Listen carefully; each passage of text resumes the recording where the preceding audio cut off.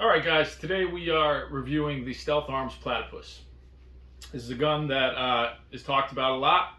It's hyped quite a bit, and it takes Glock mags, as everybody states, everybody knows. I know that's the appeal for everybody else that wanted this, but for me, I don't have any Glocks anymore, so when I got rid of my Glocks, I got rid of the Glock mags with them. If you follow me on social media or you know me, you know that I only run 2011s. I sold all my striker fire guns. So it wasn't high on my list, unlike a lot of people who wanted it primarily because it takes Glock mags. That wasn't a priority to me because of that. So let's talk about real quick how I acquired it first. I came across a man who had bought two, had built and ordered online two of them, exactly the same, except for a small variation in the grip. And he tried both, and he was going to sell one. The variation was the finger grooves. That's it. And to be honest, I was hoping that he was going to get rid of, sell to me the one without the finger grooves. But now that I have the one with the finger grooves, because that's the one he sold to me, I love it. It fits my hand really well. It helps me get a really good grip on the gun out of the holster. I'm actually really liking the finger grooves, and I would recommend them. But I saw that he had a 5-inch.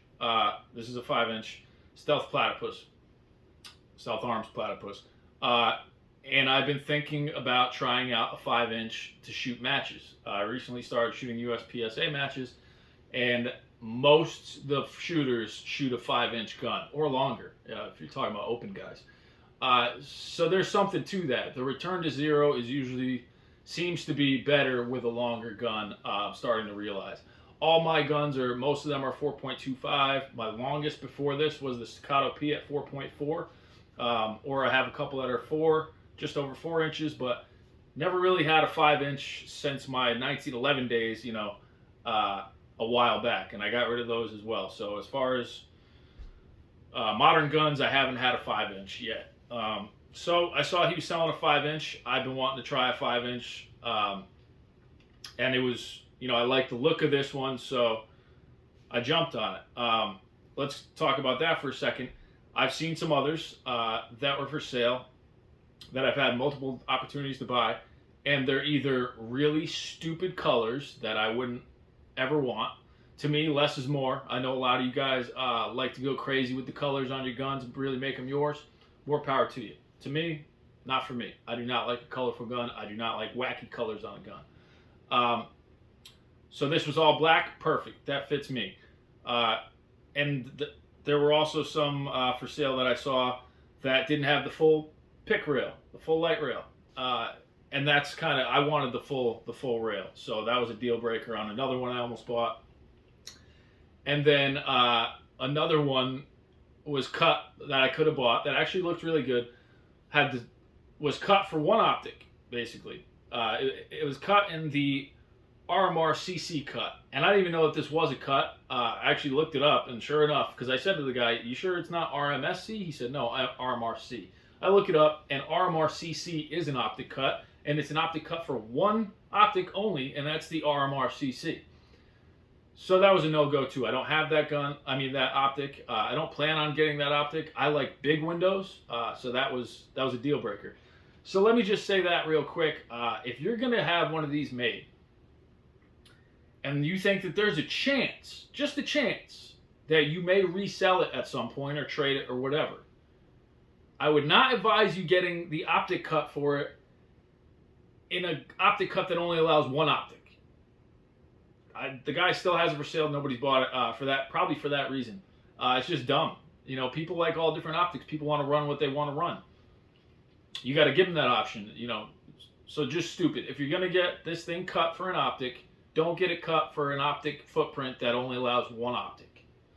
Another thing I would say, if you ever think that you might sell or trade this down the line, don't get it made in some stupid fucking colors. Don't get colors that are just so unique to you that no one else is ever going to want it. That's just my take on it. Like I said, for me, less is more, but I've seen a few that have been for sale that guys are not, nobody's buying because they look stupid. At least to me, and probably a lot of other people, not to the person who had it made, I'm sure, Or maybe it is, and maybe that's why they're selling it. That's kind of something, that's a hypothesis that I have about, as far as, we've all been on the website, and you see how many different colors, color variations you can do with these things. It's amazing, really. But I think some people put these colors in online, look at it, and they're like, that looks awesome, and they order it. Then they get it in, and it's not what they hoped it would be. Like, I've seen some that are supposed to be FDE, and they look more like a French vanilla.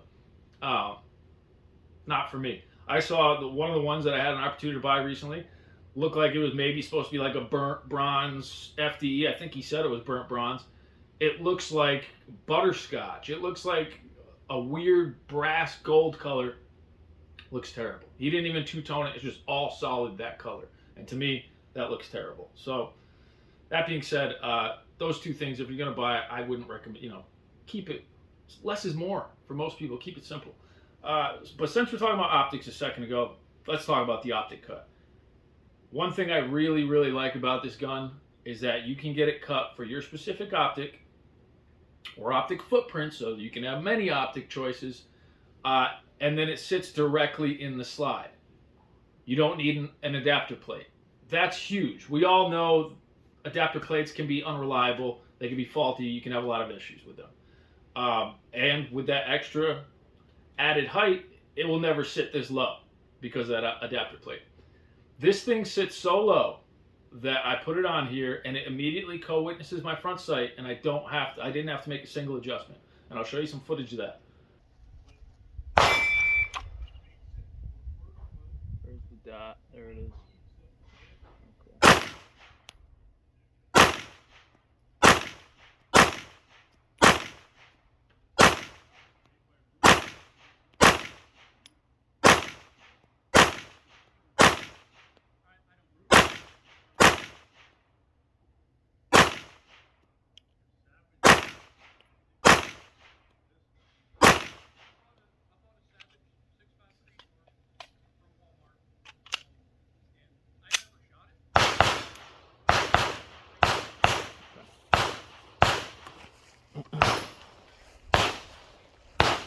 Just testing out the accuracy of the Platypus today with the SRO. I put it on and I didn't adjust the damn thing because it sits so low in the slide. And that's our group putting the dot here. Obviously any errors here are me. Otherwise it's pretty fucking accurate. And like I said, I didn't even have to adjust a single thing with the SRO. Because it sits so low in the slide, it's cut specifically for it. You go top left this time. Blank target.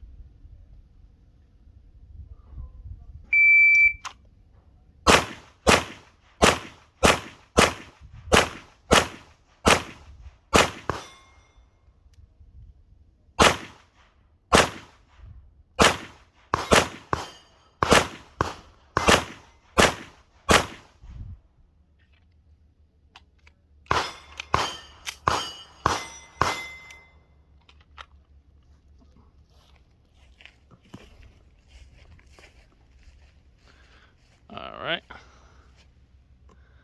She's pretty accurate with that SRO without a single adjustment. Again, because it sits directly in the slide without a plate. It sits so low that I can co-witness my front iron sight without a single adjustment. I don't even have a rear iron sight. I didn't get one with it. And it seems like I wouldn't need it. That's the second group. That's the first group. Both at about 8 yards, really, between 7 and 10. So yeah, big fan of the Optic cut here. I think everybody should do that, and I'm super happy with it. I think it's an amazing idea. Moving on, let's talk about the trigger. This one has the 3 to 3.5 pound trigger. That's what it is. I've tested it. It is 3 to 3.5. It comes in closer to 3, and it feels closer to 3. It feels like my lightest trigger. This and my Kimber KDS 9C, they're neck and neck. They're both 3 to 3.5, and this one seems a little touchier, a little lighter. My 2311 comes in about 3.5, feels a little heavier. My Staccato's a little heavier. My Prodigy a little heavier. This one, it's a great trigger. Great trigger. things I would have. So if I had ordered this myself, built it on the site, and waited the 6 months, which is the only reason I haven't bought one yet, is because of that wait time. Like I said, I got lucky and found a guy that was selling one that suits me, and I got it in a couple days wait time instead of 6 months, is what I think they're up to now. So if I designed it myself, there are a couple things I probably would have done differently. This has the bushing barrel. I would have went with a bull barrel just because all my other guns have a bull barrel. I'm used to a bull barrel. But this shoots great as is, so it's fine the way it is. I just, if I can have the bull barrel, I'm probably going to spring the extra money for the bull barrel. I probably would have done the new grip that they have. This is the chain link. Now they have that honeycomb prickle, I think they call it. I like the look of that better. But that being said, I didn't think this would be as grippy as it is. This is actually a very good texture, very grippy grip. And again, with the finger grooves too, and the grips in between the finger grooves, or the texture in between the finger grooves, it's super grippy. Feels great in my hands. It's not slippery at all, like say my Mac 9 DS, or even my Staccato C2. This is way grippier than either of those. Comes with the magwell. You gotta love that. You can order it without the magwell, so save yourself a little bit of money, but why would you? Get the magwell. You might as well. I love the slide. I would have done the same slide. I would have done the full pick rail like that. So really, I might have played around with some colors, but if I was going to do that, it would have been very subtle, very dark, earthy tones. Nothing crazy, nothing vibrant, nothing loud. Maybe a brown, maybe an FDE, maybe OD green, maybe gray. I like all those colors, but it depends on the shade, really, and the circumstance. But you just can't beat black on black. So really, I love this gun as it is. There's nothing really else I would have changed. It has the ambi safeties. Love that. That's another option on the site. You don't have to get ambi safeties. You can save yourself a little bit of money and just get the safety on the side that you need it on. But ambi is where it's at. Slide stop is great. I can actually reach it with my thumb, unlike a lot of my 2011s. I barely reach it, but I reach it. So I'm able to hit it with one motion if need be. I love the cuts in the slide. Like I said, this is the slide that I would have chose. You don't necessarily get those cuts unless you choose it that way. That's the one I would have chose. There's another one with like 3 cuts down each side. I like this look a little bit better. Yeah, there's not much else I would have changed. I would have got an RMR cut. I would have got the fiber optic sight at normal height. All that. I would have got the black barrel and probably not chrome. So yeah, I'm really impressed with it. I'm really liking it. So let's talk about the performance. The performance has been fantastic. The return to zero was really good. I'm able to be accurate with it fairly easily. So the one he did was offset.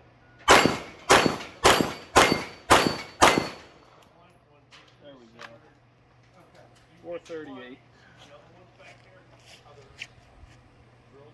You want to show me and then I'll know for sure.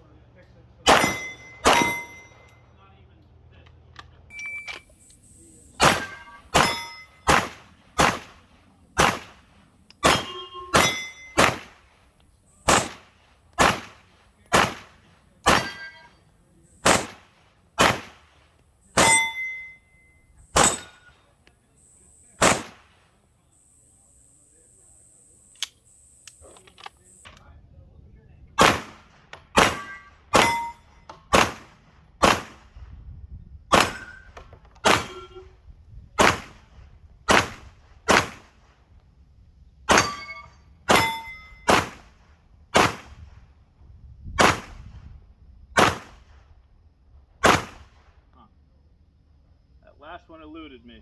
That is not the gun. That is entirely me.